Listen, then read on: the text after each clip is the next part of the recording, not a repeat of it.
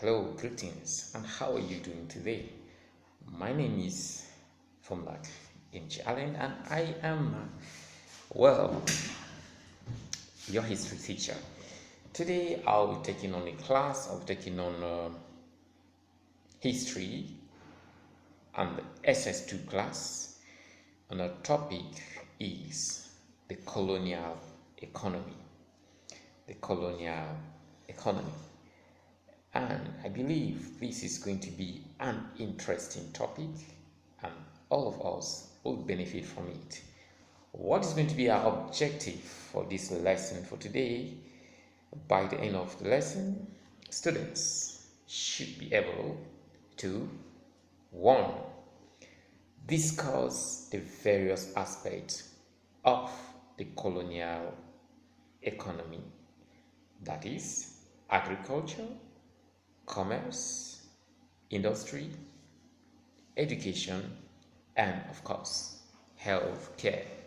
Secondly, you should be able to explain some positive effect of healthcare policy in the colonial economy. I hope we are good to go for this lesson. Let's dive straight into our introduction. The colonial economy in Nigeria was an agricultural based economy. Commerce, industry, social development, and health sector also contributed to this economy that was planned to benefit mostly the Europeans and not the Nigerians. So the colonial economy was planned in a manner that it was not going to be beneficial to the Nigerian. Well, even though they benefited a little from it, but then most of the benefits, as far as economic benefits are concerned, was going to the European colonialists. So agriculture was encouraged mainly to provide raw materials, which we call export or cash crops for European industry. The colonial economy was like a substitute for what they abolished before, like the slave trade, so that this economy that was meant to provide industrial raw material for them to feed their European industries, then they'll produce their good, and at the end of the day, they'll still bring them and sell them to us here. Secondly, little or no attention was given to planting of food crops because this was no benefit. It was of no benefit to the European. So they did not encourage the Africans to get involved in planting food crops. Rather, they encouraged them to plant cash crops, which they used as their raw materials. Thirdly, the export of crops was done purely on British terms and to their own advantage. That means if they were going to buy anything in their raw materials that they were going to export, it was going to be done on their own terms. They were the ones to determine how much they will buy your raw materials and not you telling them how much you are selling it. Imagine a situation where you go to the market with your cocoa, coffee, or any other cash crop, and you do not have the right to determine the price. Rather, it's the buyer who tells you how much he buys it. Either you're at a loss or you're making any profit. That was none of their business. Number 4, there was no technological development introduced in the agricultural sector. So there was no plan whatsoever to develop the agricultural sector because their interest was just to acquire or to exploit the economy to get their raw materials and what was going to benefit them. They had no business to do with developing the system. Now let's look at commerce. Nigeria became a large market for the sale of European products. Nigeria's involvement in commerce was limited to export trade. You see, we could not import. Ours was just to export, and this export, we did not even determine the price of what we were exporting. They did that for us. Internal marketing was not encouraged by the European at all. They didn't encourage internal marketing at all. Then we talk about number 4. The internal market that emerged were usually distribution centers of European goods. Number 5. The commercial policy did not create self-reliant commercial elite. So we still had a commercial elite that was strictly or greatly dependent on the colonial masters. What about industry? Now, the industrial policy was exploitative. Well, that is well known about colonialism. Manufacturing industries were not established. Only raw material extracting industries were encouraged. Examples are coal, tin, and columbite industries. Imagine the type of industries that were encouraged. These industries were just meant to benefit them and to serve as power and other means for the European colonizers. So the industrial policy did not lay a solid foundation for Nigeria's industrial takeoff.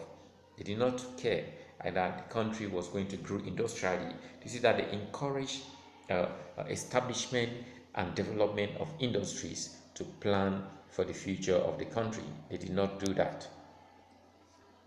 What about education, which is and should be one of the very important aspects of an economy? Western education was developed primarily by the Christian missionaries. You see, the government or the colonial government did not pay much attention in developing education. That was left in the hands of Christian missionaries, and that explains why most of our early elites went to Christian missionary schools. Either they were Muslims or Christians or pagans, most of them were trained by Christian missionary schools.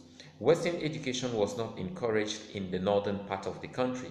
This has created problems for national integration, both during the colonial period as well as during the colonial or after the colonial rule. Well, even as we speak, we still face a very great problem with the northern part of the country as far as Western education is concerned. The quality of education was not the type that could transform the economic condition of Nigeria. That sounds funny, right? Well, if you're going to school just to learn how to read and write and become a secretary or a translator or an interpreter, of what effect are you going to be to the economic development of your country? So you see, the system of education that they brought to us was not meant to train people who were going to come out to have skills that were going to help in developing the economy. They mostly trained people who were going to be of service to the colonial masters, and not people who were going to help in growing the economy. An educated elite with keen appetite for clerical work emerged. That was the people. Well, those were the type of people who came out from that system of education. People who were interested in mostly clerical work. You sit in the office and you're a secretary, you're a clerk and all of that. So, but a good number of the educated elite were alienated from their indigenous culture. That was another negative effect of the system of education that they brought. So they started feeling as if African culture wasn't very important to them. However, Western education produced men who had various professional training who came to play a crucial role in the political, economic, and social development of the country. Well, we may not completely rule out the fact that colonial education, despite the fact that it was neglected by the colonial government, they helped in giving us our first elite. Most of our leaders emerged from that system, though the system was problematic, but that was what we had at that point in time. Let's talk about the health sector. Healthcare services were inadequate and unevenly distributed. Concentration of these services were mostly on the urban centers. So it mostly concentrated on the urban centers. So people who lived in the rural areas were deprived of healthcare services. Well, Look at it now, even as we speak. Even as we speak, we can't keep blaming the colonial economy or the colonial government for that. As we speak, do we have health services evenly distributed in Nigeria or in African countries as we speak? That means we are still maintaining that colonial mentality. We still go on medical tourism. Most of our leaders do not treat themselves in this country. They go abroad for their medical treatment or whatever. So we still have a challenge with our healthcare system even after the colonial master has left. Generally, healthcare institutions had inadequate manpower, drugs, and means of transportation. It has always been the story, even in the colonial era. Healthcare institutions did not have sufficient manpower. If you go to some hospitals today, especially in the rural areas, you hardly find a doctor, or you hardly find 5 qualified nurses to be in those places. So just like it was in the colonial period, they did not have adequate manpower, trained adequate manpower. They lacked drugs and even means of transportation. Even as we speak, there are some hospitals who do not have an ambulance. There are some hospitals that you go there, you cannot even find drugs available for you to buy when they are being prescribed. You need to go somewhere out of the hospital, to go to a private pharmacy or somewhere to get your medication when you leave the hospital. Another thing is that inadequate healthcare facilities force many Nigerians to rely on the indigenous medical system and ill-trained or fake doctors for their health needs. Most of the people, since, well, when the desired is not available, the available becomes a desire. So most people actually now relied on what was available, and some people fell into the hands of fake doctors and the indigenous health, the orthodox system, like the traditional or the herbal medication, which is not completely bad, but as compared to the refined and Western medication at that point in time, it was not adequate for everyone to have. Let's look at some positive effects of the health policy on Nigeria. The first positive effect of the health policy, in as much as we say that it had its shortcomings, it was not what we actually wanted it to be, but it actually had some positive, some positive effect on the country. The building of healthcare institutions such as hospitals, maternity, and clinics was a welcome development. Some incurable diseases like leprosy became curable. That was a positive one. Foundations were laid for training medical manpower, like nursing schools and other healthcare institutions were actually put on ground so that would fill in the gap that we had in inadequate manpower. We talk about vaccination and immunization were introduced to present to prevent the spread of some endemic diseases like chickenpox, yellow fever, and so on. In conclusion, we can say that the colonial and social policies in this colonial economy were not aimed at promoting the economic and social well-being of Nigerians. If you look at the system, the colonial economy, it wasn't programmed in such a way that it was going to benefit Nigerians. It was mostly for the good and benefit of the colonial master, or the British, or the European, as the case may be. In summary, we have discussed the following points in today's lesson. We looked at agriculture under colonial economy, where we said in agriculture they mostly encouraged the cultivation of cash crops because these were going to serve as raw materials for their industry.